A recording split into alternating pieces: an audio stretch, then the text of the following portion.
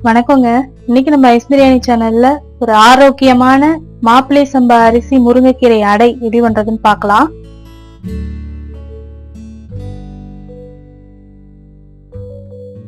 தேவையான பொருட்கள்: மாப்பிள்ளை சம்பா அரிசி 1 கப், 250 ml கப் தான் 1 கப்னு சொல்லுவாங்க, அதுலதான் நான் எடுத்திருக்கேன். 1/4 கப் தோரம் பருப்பு, 1/4 கப் கடலை பருப்பு, 1/4 கப் பாசி பருப்பு, 2 மேஜை கரண்டி உளுந்து. நான் தோல் நீக்கப்படாத உளுந்து தான் எடுத்திருக்கேன், நீங்க நீக்கின உளுந்து வேணாலும் எடுத்துக்கலாம்.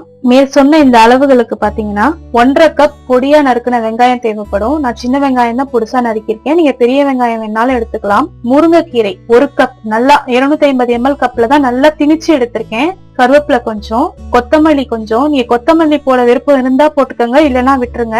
எங்களுக்கு அந்த வாசனை பிடிக்கும், அதனால நான் சேர்த்திருக்கேன். இதுல நம்ம அடை வறுக்கும் போது மேல ஊத்துறதுக்கு நல்லெண்ணெய், மரச்சுக்கு நல்லெண்ணெய் எடுத்திருக்கேன். நீங்க உங்களுடைய எண்ணெய் எதுவோ அதை நீங்க பயன்படுத்துங்க. நல்லெண்ணெய் ஊத்துனீங்கன்னா ரொம்ப நல்லா இருக்கும். காய்ந்த மிளகாய் 5 to 8 மிளகாய் தேவைப்படும். இது நீங்க உங்களோட காரத்திற்கு தகுந்தவாறு கூட்டவோ குறைக்கவோ செஞ்சுக்கோங்க. 1 மேஜை கரண்டி கொத்தமல்லி விதைகள், ஒரு 8 பல்லு உரித்த பூண்டு, 1 இன்ச் இஞ்சி 2 துண்டுகள், 2 டீஸ்பூன் சோம்பு, 1/2 டீஸ்பூன் பெருங்காயம், இதுக்கு தேவையான அளவு உப்பு. இப்ப நம்ம இது எல்லாத்தையும் ஊற வைக்கணும்.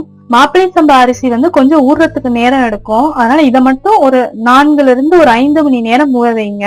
மத்தபடி இந்த தோரம்பருப்பு, கடலைப்பருப்பு, பாசிப்பருப்பு, உளுந்து இது எல்லாத்தையும் 2 மணி நேரம் ஊற வச்சா போதும். ஊற வைக்கும் போது தண்ணி மிதமா சேர்த்துக்கோங்க, பத்தலைன்னா கொஞ்சம் கொஞ்சமா சேர்த்துக்கோங்க. ஏன்னா நம்ம அந்த தண்ணியை கடைசியா வடிகட்ட போறதில்ல, அதை அப்படியே சேர்த்துதான் மாவரைக்க போறோம். நம்ம இப்ப இதை ஊற வச்சிடலாம். அந்த அரிசி பருப்பு எல்லாத்தையும் நல்லா ஒரு 2 to 3 முறை நல்லா கழுவிட்டு ஊற வச்சு எடுத்திருக்கேன். இப்ப இதை நம்ம மிக்சியில அரைச்சிடலாம். முதல்ல அரிசி கூட நம்ம சேர்க்க வேண்டிய பொருட்கள் எல்லாம் சேர்த்து அரைச்சிட்டு அடுத்தது பருப்பு போட்டுக்கலாம். ஏன்னா இந்த அரிசி டக்குன்னு மசியாது, கொஞ்சம் நேரம் எடுக்கும். இந்த மாப்பிள்ளை சம்பா அரிசியை நான் முதல்ல மிக்சி ஜார்ல போட்டிருக்கேன். இது கூட இஞ்சி, வரமிளகாய், பூண்டு, கொத்தமல்லி விதை, சோம்பு, பெருங்காயத்தூள், தேவையான அளவு உப்பு இதெல்லாம் சேர்த்தாச்சு. இப்ப இதை நம்ம அரைச்சிடலாம். இதை அரைக்கும் போது தண்ணி பத்தலைன்னா கொஞ்சம் சேர்த்துக்கோங்க. இதை நம்ம மைய அரைச்சிடலாம். பருப்பை கொஞ்சம் குறகுறப்பா அரைச்சிடலாம். அரைச்சு எடுத்தாச்சு. கொஞ்சம் ஒரு ரவா பதத்திலேயே எடுத்துட்டேன். இப்ப இதை நம்ம வேற ஒரு பாத்திரத்துல மாத்திட்டு இதுல நம்ம பருப்பை அரைச்சு எடுத்துடலாம். பாருங்க, இந்த பருப்பு எல்லாத்தையும் நம்ம அரைச்சு எடுத்தாச்சு. இது நான் குறகுறப்பா தான் அரைச்சிருக்கேன். நான் தோல் உளுந்து போட்டிருக்கிறதுனால உங்களுக்கு மேல கருப்பா தெரியுது, மத்தபடி இது குறகுறப்பா தான் இருக்கு. இதையும் நம்ம இந்த அரிசி கூட சேர்த்துடலாம். இப்ப இதை நம்ம ஒன்னா நல்லா கலந்துடலாம். இந்த மாவு நீங்க அரைச்சு புளிக்க விடணும்ன்ற அவசியம் எல்லாம் இல்ல, நீங்க அரைச்சு உடனே ஊத்தலாம்.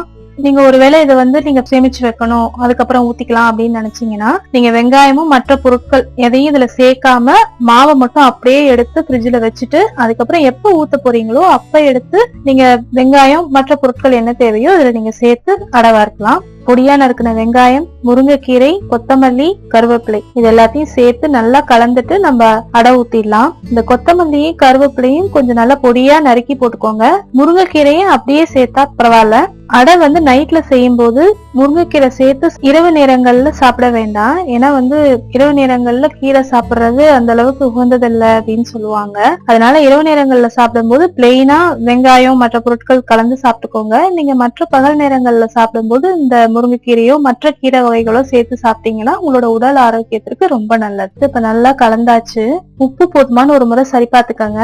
மாவு பாத்தீங்கன்னா ரொம்ப தண்ணியாவும் இருக்கக்கூடாது, ரொம்ப கெட்டியாவும் இருக்கக்கூடாது. பாருங்க, அப்படி ஊத்துனா அப்படி ஊத்துறதுக்கு விழணும். இந்த மாதிரி பதம் தான் கரெக்ட். இப்ப நம்ம இத தோசை கல்ல ஊத்தி எடுத்துடலாம். இந்த கல்லு சூடாயிருச்சு. இதுல மாவு ஊத்துறேன்.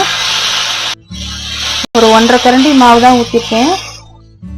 குறைந்த அளவு தீ வச்சு ஊத்துங்க. இப்ப பாத்தீங்கன்னா இந்த அடை வேகிறதுக்கு கொஞ்சம் நேரம் எடுக்கும்.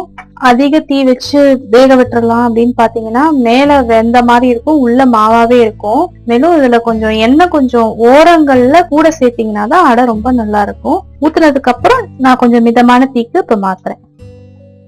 இப்ப இந்த ஓரங்கள்லாம் நல்லா வெந்துருச்சு. இதை நம்ம திருப்பி போட்டுடலாம்.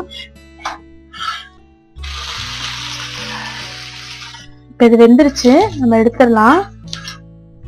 பாருங்க, நம்மளோட பாரம்பரியமான மாப்பிள்ளை சம்பா அரிசி வச்சு தயார் பண்ண முருங்கைக்கீரை அடை இப்ப தயாராயிருச்சு.